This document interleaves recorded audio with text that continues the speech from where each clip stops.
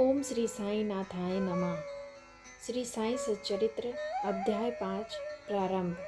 चांद पाटिल की बारात के साथ श्री साईं बाबा का पुनः आगमन, अभिनंदन तथा श्री साईं शब्द से संबोधन, अन्य संतों से भेंट, वेशभूषा व नित्य कार्यक्रम, पादुकाओं की कथा, मोहिद्दीन के साथ कुश्ती, मोहिद्दीन का जीवन परिवर्तन, जल का तेल में रूपांतर, मिथ्या गुरु जौहर अली।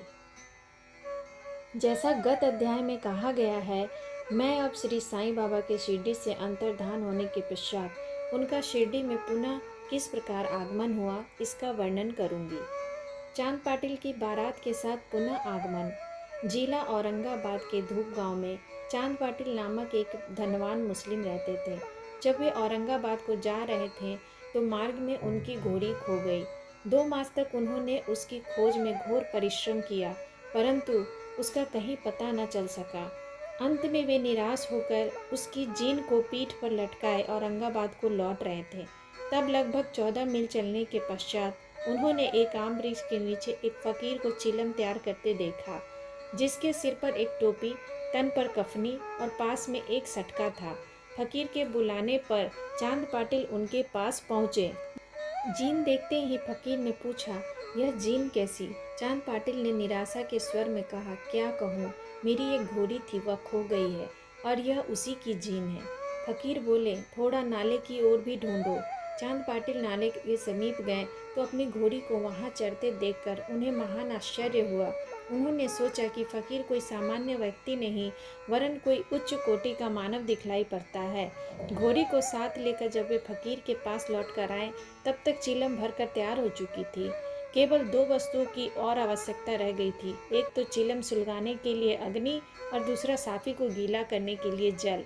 फकीर ने अपना चिमटा भूमि में घुसेर कर ऊपर खींचा तो उसके साथ ही एक प्रज्वलित अंगार बाहर निकला और वह अंगार चिलम पर रखा गया। फिर फकीर ने सटके से ज्यों ही बलपूर्वक जमीन पर प्रहार किया, त्यों ही वहां से पानी निकलने लगा। उसने साफी को भिगोकर चिलम को लपेट लिया। इस प्रकार सब प्रबंध कर फकीर ने चिलम पी और तत्पश्चात चांद पाटिल को भी दी। यह सब चमत्कार देखकर चांद पाटिल को बड़ा विस्मय हुआ। चांद पाटिल ने फकीर से अपने घर चलने को आग्रह किया।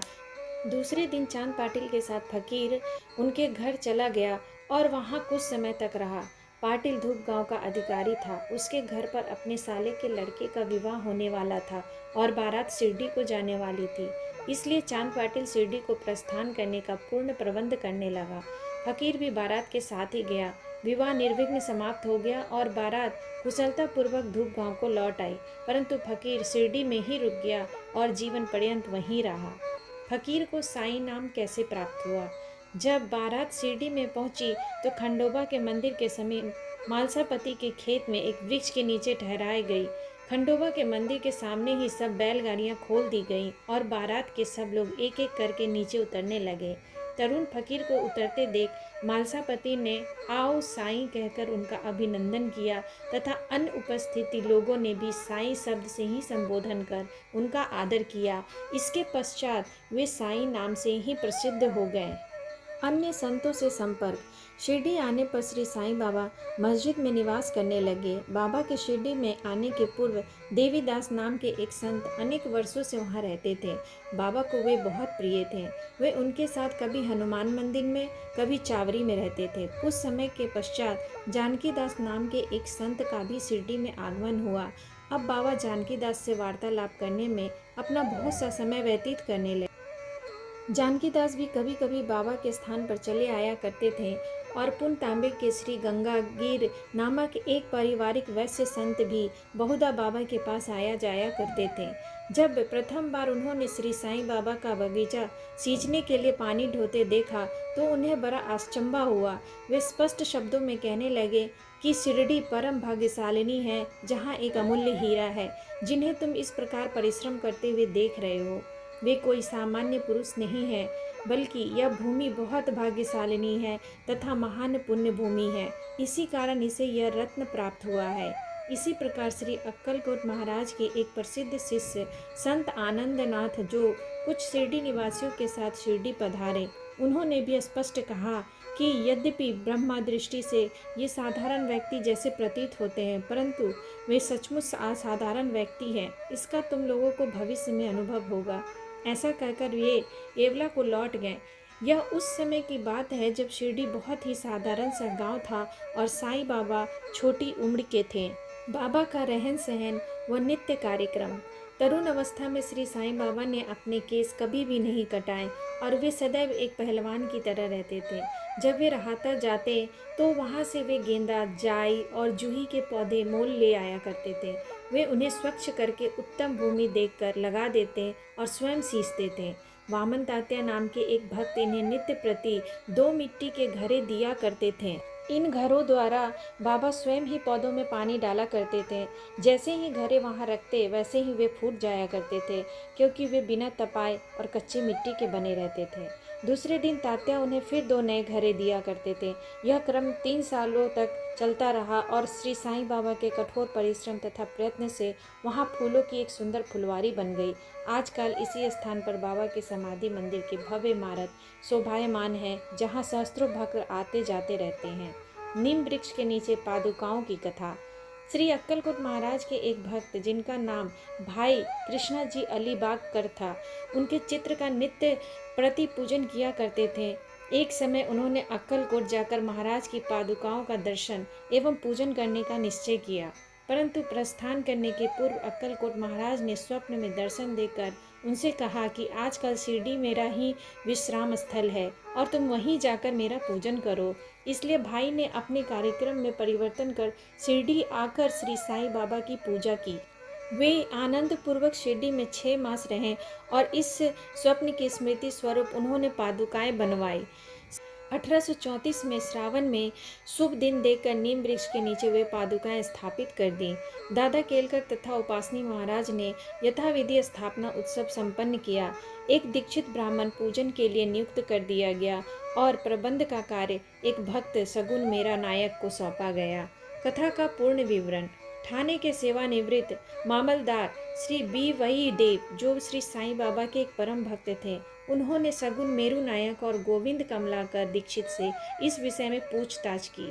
पादुकाओं का पूर्ण विवरण श्री साई लीला भाग 11 संख्या 1 पृष्ठ 25 में प्रकाशित हुआ है, जो निम्नलिखित है। 1834 में बम्बई के एक भक्त डॉक्टर रामराव कोठारे बाबा के दर्शनार्थ शिरडी आए। उनका कंपाउंडर और उनके एक मित्र भाई कृष्ण जी अलीबागकर भी उनके साथ में थे। कंपाउंडर और भाई के सगुन मेरू नायक तथा जी के दीक्षित के घनिष्ठ दोस्ती हो गई थी। अन्य विषयों पर चर्चा करते समय इन लोगों को विचार आया कि श्री साईं बाबा के शिरडी में प्रथम आगमन तथा पवित्र नीम वृक्ष के नीचे निवास करने की ऐतिहासिक स्मृति के उपलक्ष्य में क्यों न पादुकाएं स्थापित की जाए।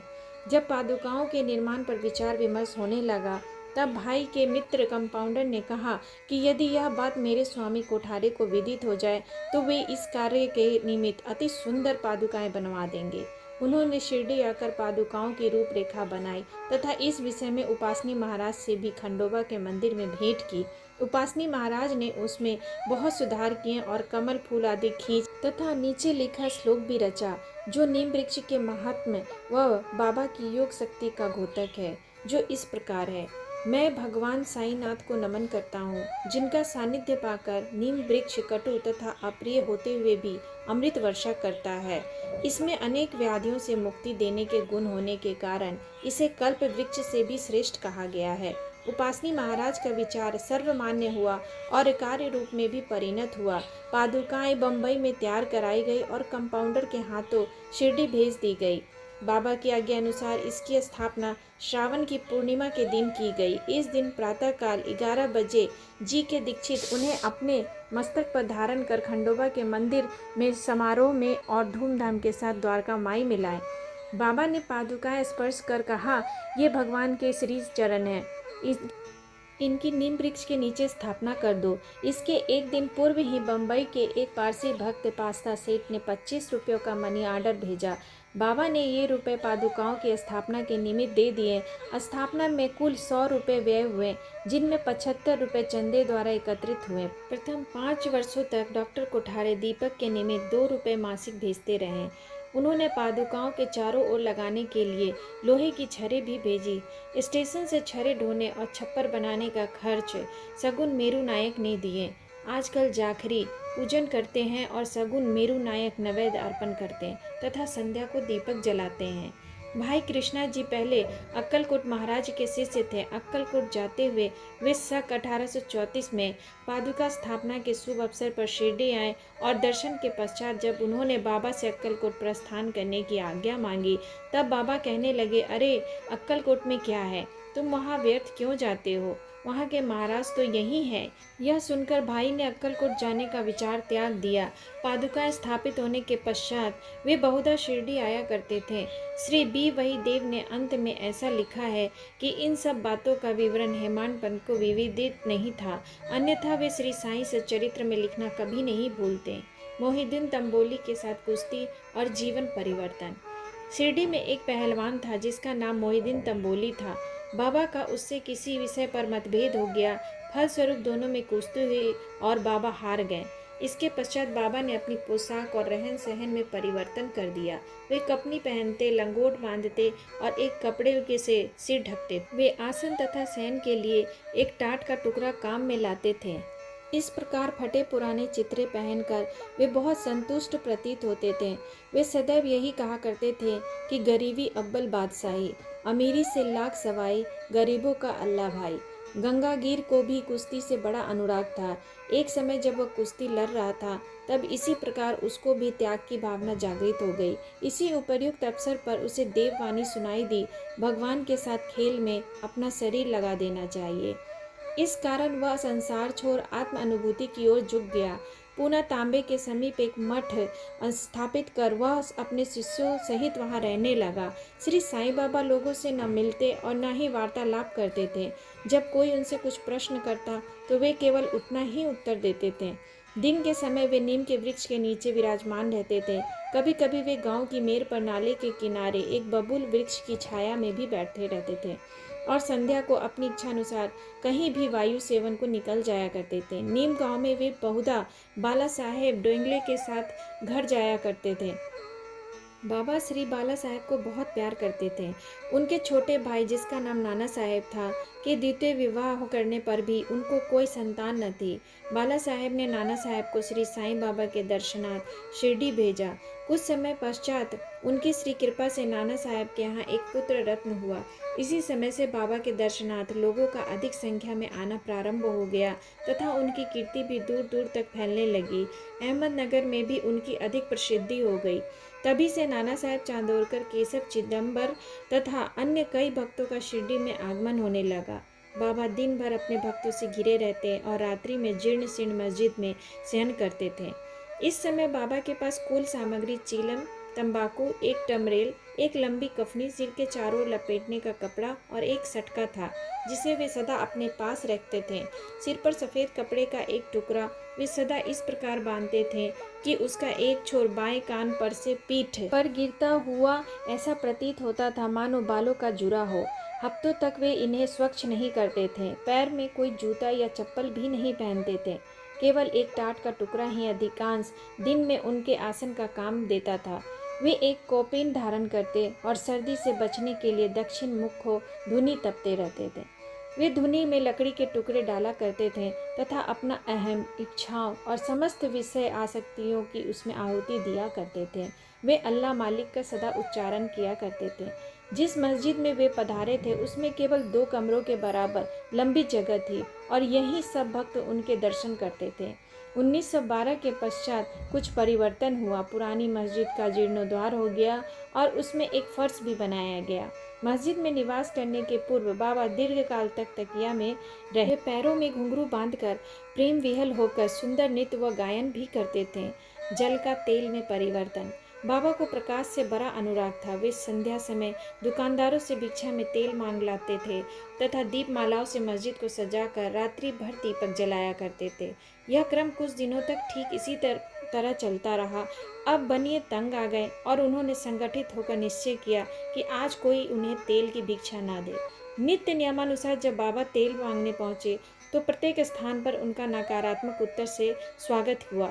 किसी से कुछ कहे बिना बाबा मस्जिद को लौट आए और सूखी बत्तियां दियों में डाल दी। बनिए तो बड़े उत्सुक होकर उन पर दृष्टि जमाए हुए थे। बाबा ने टमरेल उठाया जिसमें बिल्कुल थोड़ा सा तेल था। उन्होंने उसमें पानी मिलाया और वह तेल मिश्रित जल वे पी गए। उन्होंने उसे पुनः टीन पाल में उगल दिया और वही तेलिया पानी दियों में डालकर उन्हें जला दिया। उत्सुक बनियों ने जब दीपकों को पूर्वतः रात्रि भर जलते देखा तब उन्हें अपने किए पर बड़ा दुख हुआ और उन्होंने बाबा से क्षमा याचना की। बाबा ने उन्हें क्षमा कर भविष्य में सत्य व्यवहार रखने के लिए सावधान किया। मिथ्या गुरु जौहर अली। उपर्युक्त वर्णित कुश्ती के 5 वर्ष पश्चात जौहर अली नाम के एक फकीर अपने शिष्यों के साथ राहता आए। वे वीरभद्र मंदिर के समीप एक मकान में रहने लगे। फकीर विद्वान था। कुरान की आयतें उसे कंठस्थ थी। उसका कंठ मधुर था। गांव के बहुत से धार्मिक और श्रद्धालु जन उसके पास आने लगे और उसका यथा योग्य आदर होने लगा। लोगों से आर्थिक सहायता प्राप्त कर उसने वीरभद्र मंदिर के पास एक ईदगाह बनाने का निश्चय किया। इस विषय को लेकर कुछ झगड़ा हो गया, जिसके फलस्वरूप जौहर अली राहता छोड़ शिरडी आया और बाबा के साथ मस्जिद में निवास करने लगा। उसने अपनी मधुर वाणी से लोगों का मन जीत लिया। वह बाबा को भी अपना शिष्य बताने लगा। बाबा ने कोई आपत्ति नहीं की और उसका शिष्य होना स्वीकार कर लिया। तब गुरु और शिष्य दोनों पुनः राहता में आकर रहने लगे। गुरु शिष्य की योग्यता से अनभिज्ञ था, परंतु शिष्य गुरु के दोषों से पूर्ण परिचित था। इतने पर भी बाबा ने कभी उसका अनादर नहीं किया और पूर्ण लगन से अपना कर्तव्य निभाते रहे और उसकी अनेक प्रकार से सेवा की। वे दोनों कभी कभी शिरडी भी आया करते थे, परंतु मुख्य निवास राहता में ही था। श्री बाबा के प्रेमी भक्तों को उनका दूर राहता में रहना अच्छा नहीं लगता था, इसलिए वे सब मिलकर बाबा को शिरडी वापस लाने के लिए गए। इन लोगों की ईदगाह के समीप बाबा से भेंट हुई और उन्हें अपने आगमन का हेतु बतलाया। बाबा ने उन लोगों को समझाया कि फकीर के आने के पूर्व ही आप शिरडी लौट जाएं। इस प्रकार वार्तालाप हो ही रही थी कि इतने में फकीर आ पहुंचे। इस प्रकार अपने शिष्य को वहां से ले जाने का कुप्रयत्न करते देखकर वे बहुत क्रोधित हुए। कुछ वाद विवाद के पश्चात स्थिति में परिवर्तन हो गया और अंत में यह निर्णय हुआ कि फकीर व शिष्य दोनों ही शिरडी में निवास करें और इसलिए वे शिरडी में आकर रहने लगे। कुछ दिनों के बाद देवीदास ने गुरु की परीक्षा की और उसमें कुछ कमी पाई। चांद पाटिल की बारात के साथ जब बाबा शिरडी में आए थे, उससे 12 वर्ष पूर्व देवीदास लगभग 10 या 11 वर्ष की उम्र में की अवस्था में शिरडी आए थे और हनुमान मंदिर में रहते थे। देवीदास सुडौल सुंदर आकृति तथा तीक्ष्ण बुद्धि के थे। वे त्याग की साक्षात मूर्ति तथा अगाध ज्ञानी थे। बहुत से सज्जन जैसे तात्या कोते, काशीनाथ व अन्य लोग उन्हें अपने गुरु समान मानते थे। लोग जौहर अली को उनके सम्मुख लाए। विवाद में जौहर अली बुरी तरह पराजित हुआ और शिरडी छोड़ वैजापुर को भाग गया। वह अनेक वर्षों के पश्चात शिरडी आया और श्री साईं बाबा की चरण वंदना की। उसका यह भ्रम कि वह स्वयं गुरु था और श्री साईं बाबा उनके शिष्य अब दूर हो चुका था। श्री साईं बाबा उसे गुरु समान ही आदर करते थे। उसका स्मरण कर उसे बहुत पश्चाताप हुआ। इस प्रकार श्री साईं बाबा ने अपने प्रत्यक्ष आचरण से आदर्श उपस्थित किया कि अहंकार से किस प्रकार छुटकारा पाकर शिष्य के कर्तव्यों का पालन कर किस तरह आत्मानुभव की ओर अग्रसर होना चाहिए। ऊपर वर्णित कथा मालसापति के कथानुसार है। अगले अध्याय में रामनवमी की त्योहार, मस्जिद की पूर्व हालत एवं पश्चात उसके जीर्णोद्धार इत्यादि का वर्णन होगा। श्री सद्गुरु साईनाथार्पणमस्तु। शुभम भवतु। अध्याय 5 समाप्त।